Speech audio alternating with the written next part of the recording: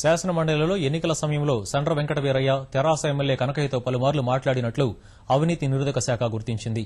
కనకయ్యతో ఏం మాట్లాడారని కస్టడీ విచారణలో సండ్రను అధికారులు ప్రశ్నించారు. ఎమ్మెల్సీ అభ్యర్థి వేం నరేందర్ రెడ్డి సన్నిహిత్యం గురించి ఆరా తీశారు. సండ్ర కస్టడీ విచారణ నేటితో ముగియనుంది. ఓటుకు నోటు కేసులో అరెస్టైన తెలుగుదేశం ఎమ్మెల్యే సండ్ర వెంకట వీరయ్య ఖమ్మం జిల్లాకు చెందిన తెరాస శాసనసభ్యుడు కనకయ్యతో పలుమార్లు మాట్లాడడంపై అవినీతి నిరోధక శాఖ అనుమానం వ్యక్తం చేస్తోంది.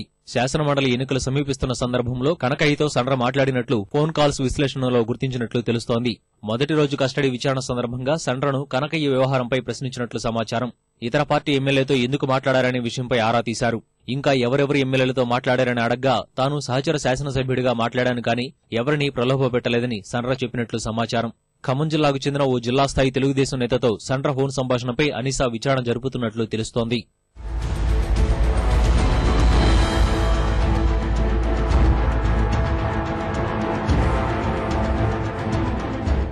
ఎమ్మెల్సీ అభ్యర్థి వేం నరేందర్ రెడ్డితో సండ్ర సాన్నిహిత్యంపై అవినీతి నిరోధక శాఖ అధికారులు ప్రశ్నలు గుప్పించారు. వ్యక్తిగత వ్యాపార సంబంధాలేమైనా ఉన్నాయా అని గుచ్చిగుచ్చి ప్రశ్నించినట్లు సమాచారం. సెబాస్టియన్ ఫోన్ కాల్స్ పై స్పందిస్తూ మహానాడు సందర్భంలో అనేక మంది తనతో మాట్లాడుతుంటారని, ఎవరెవరు మాట్లాడారో తనకు గుర్తుండదని సండ్ర చెప్పారు. స్టీఫెన్సన్ కేవలం నామినేటెడ్ ఎమ్మెల్యేగా మాత్రమే తెలుసునని, ఆయనతో వ్యక్తిగత పరిచయం లేదని, కనీసం ఏనాడు మాట్లాడలేదని చెప్పినట్లు తెలుస్తోంది. స్టీఫెన్సన్ ను ప్రలోభ పెట్టడంలో ఎలాంటి ప్రమేయం లేనప్పుడు డబ్బులు జాగ్రత్తగా తీసుకెళ్లానని ఎందుకు చెప్పారని అనిసా అధికారులు సండ్రను అడిగారు. డబ్బులకి అతనికి సంబంధమే లేదు, అతను అడగలేదు, అతను ఏది చెప్పలేదు కూడా.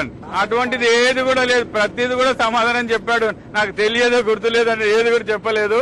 అడిగిన దానికి ప్రతిది కూడా కరెక్ట్ గా సమాధానం చేశాడు. కంప్లీట్ గా ఇన్వెస్టిగేటింగ్ ఆఫీసర్స్ కి కోఆపరేట్ చేశాడు. ఇవాళ కూడా సండ్ర విచారణ కొనసాగనుంది. సాయంత్రం 4 గంటల్లోగా తిరిగి న్యాయస్థానంలో హాజరుపరచాల్సి ఉంటుంది. ఈలోపు వైద్య పరీక్షలు చేయించాల్సి ఉన్నందున మధ్యాహ్నం వరకే విచారణ ముగిసే అవకాశం ఉంది.